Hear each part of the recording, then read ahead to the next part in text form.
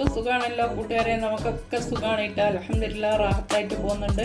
പിന്നെ നിങ്ങൾക്ക് സുഖമാണെന്ന് നമ്മൾ വിചാരിക്കുന്നുണ്ട് കേട്ടോ. അപ്പോൾ നിങ്ങൾ നമ്മളെ കാപ്പാട് കിച്ചണിലേക്ക് ഒന്ന് വന്നോളി കേട്ടോ.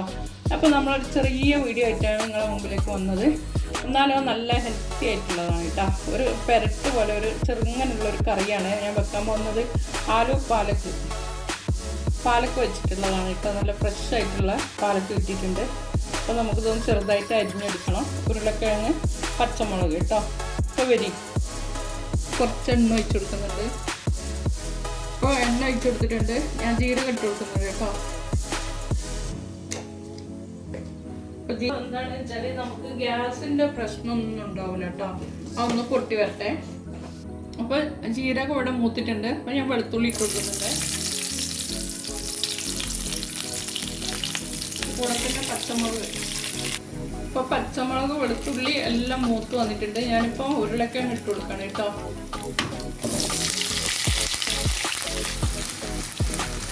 അപ്പോൾ ഇത് എണ്ണയിൽ കിടന്നിട്ടൊന്ന് ഒരു നല്ലൊരു വേവായി കിട്ടണം കേട്ടോ. എന്നിട്ട് നമുക്ക് പാലൊക്കെ ഇട്ട് കൊടുക്കാം. സിമ്പിളായിട്ട് വേഗം ഉണ്ടാക്കാൻ പറ്റുന്നൊരു കറിയാണ്. ഉപ്പ് ഇട്ട് കൊടുക്കുന്നുണ്ട്. കല്ലുപ്പാണ്. മഞ്ഞൾപ്പൊടി ഇട്ട് കൊടുക്കാം.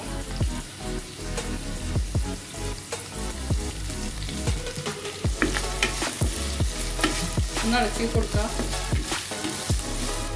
ഒരു നുള്ള മല്ലിപ്പൊടി ഇട്ട് കൊടുക്കാം കേട്ടോ.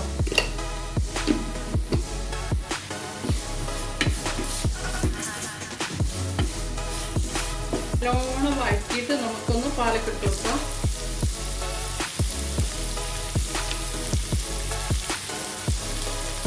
ഹെൽത്തിയാണ് കേട്ടോ അത്.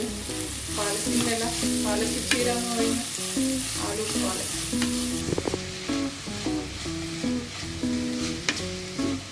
നമുക്ക് ഇത് വേവാൻ വേണ്ടിയിട്ട് കുറച്ചൊരു അരക്കപ്പ് വെള്ളം ഒഴിച്ചെടുക്കാം കേട്ടോ. എന്നിട്ട് ഒരു 5 മിനിറ്റ് ഒന്ന് അടച്ച് വെച്ച് വേവിക്കാം. അപ്പം നമുക്ക് പാലക്ക് ഇവിടെ റെഡിയായി കിട്ടും. സിമ്പിളായിട്ട് കേട്ടോ. ഇതിൽ ഞാൻ ചുവന്ന മുളകൊന്നും ചേർക്കുന്നില്ല. 3 പച്ചമുളക് ചേർത്തിട്ടുണ്ട്. അത് തന്നെ മതി കേട്ടോ.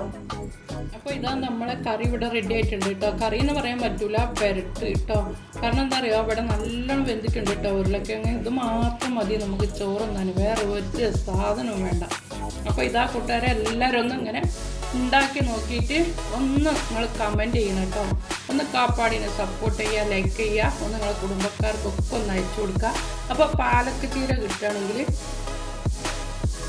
ഇങ്ങനെയൊക്കെ ഒന്ന് ഉണ്ടാക്കി നോക്കണേ. അപ്പോൾ അടുത്തൊരു റെസിപ്പി ആയിട്ട് ഞാൻ വരുന്നവർക്കും എല്ലാവർക്കും നല്ലത് മാത്രം വരട്ടെ എന്ന് പ്രാർത്ഥിച്ചുകൊണ്ടിട്ട് ഞാൻ നിർത്തുന്നു.